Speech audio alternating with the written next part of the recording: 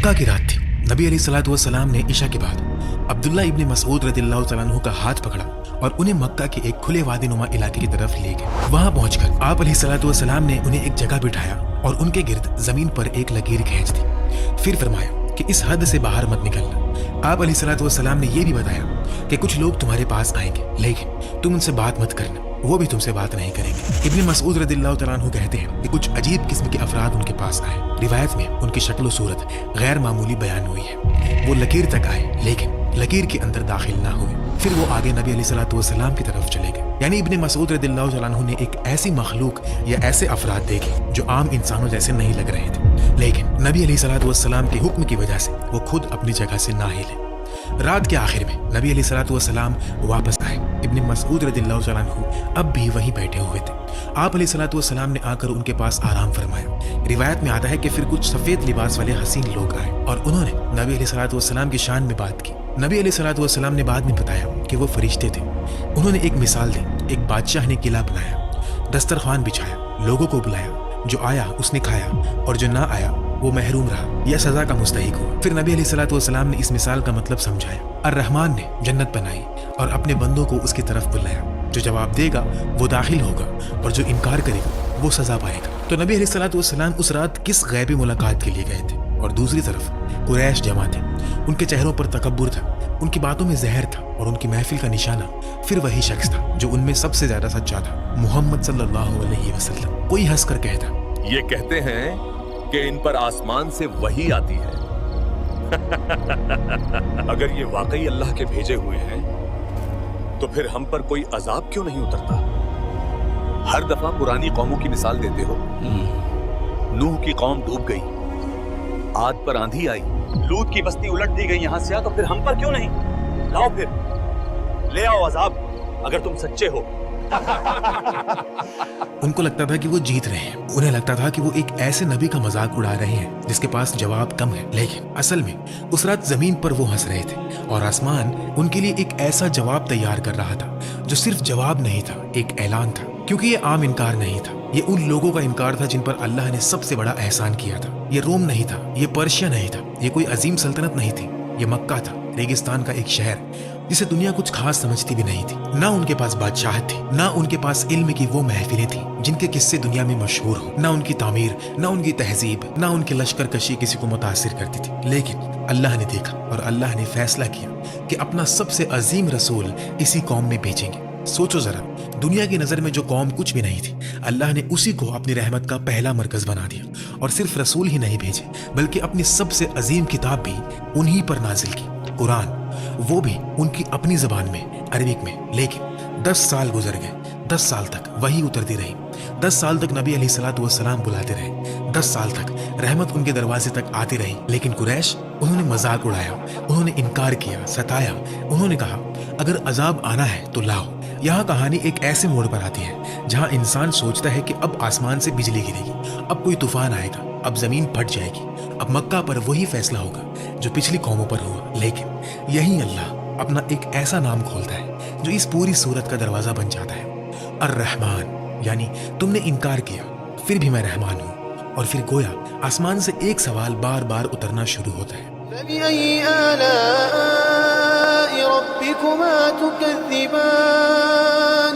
तो तुम अपने रब की कौन कौन सी नेमतों को झुटलाओगे? 1 मरतबा नहीं, 2 मरतबा नहीं, पूरे 31 मरतबा। क्यों?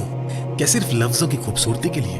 अक्सर लोग जो इस सूरत को पढ़ते और पसंद करते हैं, उन्हें ये पता ही नहीं होता कि इसमें कहा क्या गया है, अल्लाह क्या फरमा रहे हैं। इसलिए आओ इस मोहब्बत का फायदा उठाएं जो हमें इस सूरत से है और इससे वाकई कुछ सीखने की कोशिश करें। सूरा अर्रहमान वो सूरा है जो बगावत ज़दा दिल को अल्लाह की रहमत, अल्लाह की नेमतों और आखिरत की हकीकत के सामने बार बार खड़ा करती है, यहाँ तक कि बंदा या तो शुक्र में झुक जाए या फिर अपनी नाशुक्री को खुद पहचान ले। इस सूरत की एक अनोखी बात यह है कि अल्लाह इसमें एक ही जुमला बार बार दोहराते हैं और बहुत गैर मामूली तादाद में दोहराते हैं। हर कुछ आयात के बाद अल्लाह वही बात फिर फरमा देते हैं। इस जुमले का एक सादा सा मतलब यह है कि तुम अपने रब की किन किन नेमतों को झुटलाओगे, और असल में अगर तुम इस जुमले को नहीं समझोगे तो तुम पूरी सूरत का मकसद ही खो दोगे। अल्लाह बहुत जोर देकर पूछ रहे हैं, तुम्हारे रब ने जो इतनी नेमतें, इतने अजीबो गरीब एहसानात, इतनी लाजवाब चीजें तुम्हारे लिए की हैं, उनमें से तुम किन को झुटलाओगे?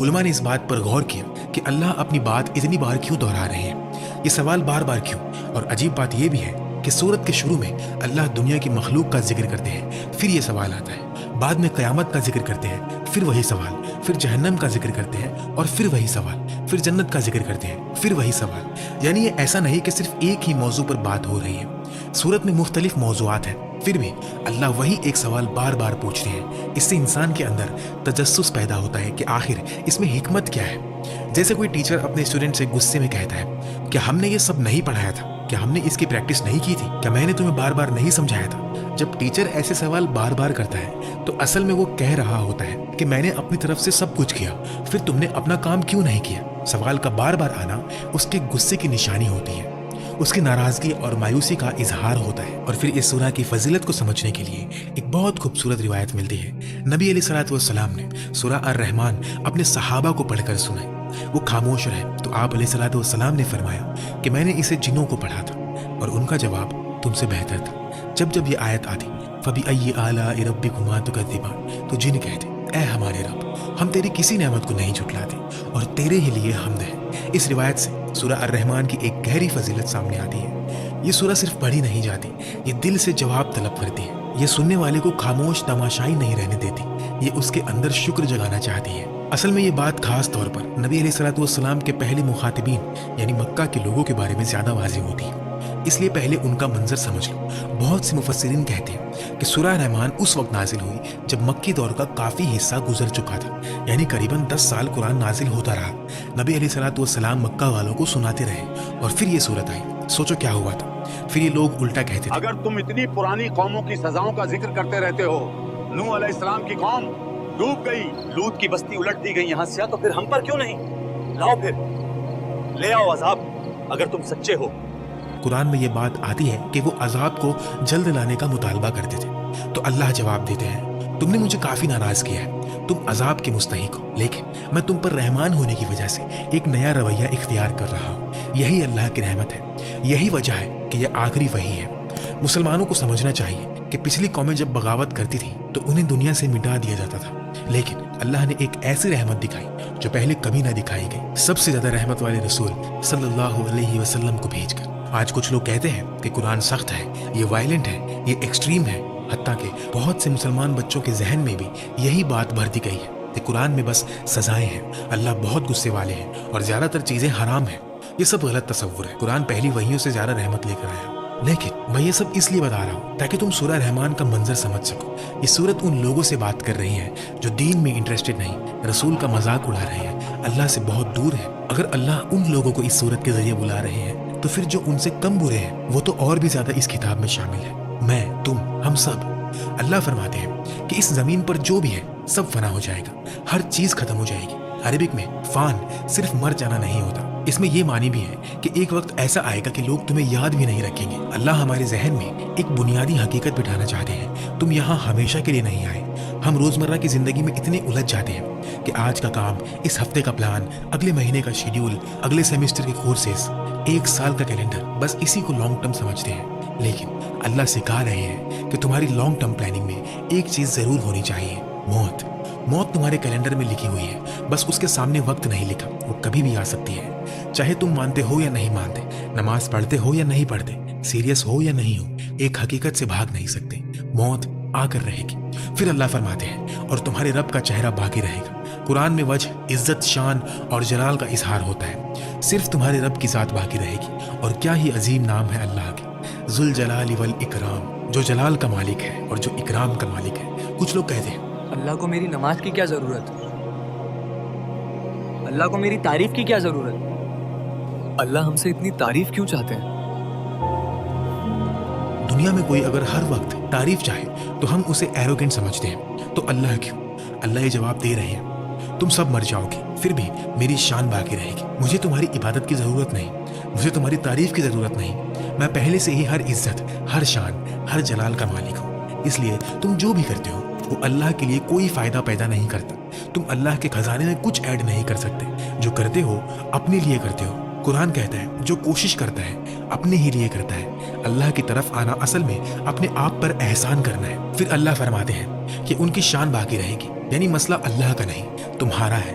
अल्लाह को तुम्हारी जरूरत नहीं, फिर भी वो तुम्हें जिंदा रखे हुए हैं। वो तुम्हें रिस्क देते हैं, तुम्हारा ख्याल रखते हैं, तुम्हारी जिंदगी को खूबसूरती देते हैं। सिर्फ जिंदा रहने की चीजें नहीं दी, बल्कि घर दिया, कपड़े दिए, सुकून दिया, आसानी दी। अल्लाह को ये सब देने की भी जरूरत नहीं थी, क्योंकि उन्हें किसी चीज की जरूरत ही नहीं। तो फिर तुम और कितना इनकार करोगे? ये कितना ताकतवर अंदाज है हमें हमारी औकात याद दिलाने का। हम अल्लाह के लिए कभी काफी नहीं कर सकते, और हम कभी ये नहीं कह सकते कि अल्लाह हम पर कुछ कर्ज रखते हैं। बहुत लोग अजीब बातें कहते हैं, मैंने इतनी दुआ की, अल्लाह ने कबूल नहीं की, जैसे अल्लाह तुम पर कुछ वाजिब हो। दुआ कोई अमेज़न ऑर्डर नहीं है कि 3 दिन में डिलीवरी ना आए तो कंप्लेन करो। कुछ लोग कहते हैं, मैंने दुआ की फिर भी एग्जाम में फेल हो गया, अब मैं नमाज नहीं पढ़ूंगा। अरे तुम फेल इसलिए हुए क्योंकि तुमने पढ़ाई नहीं की, ट्यूटर नहीं लिया, मेहनत नहीं की। अल्लाह तुम्हारे ऑर्डर डिलीवर करने का पाबंद नहीं है, लेकिन यहाँ एक जरूरी एहतियात भी है। लोगों में एक मशहूर जुमला फैला हुआ है कि हर चीज की एक दुल्हन होती है, और कुरान की दुल्हन सूरह अर-रहमान है।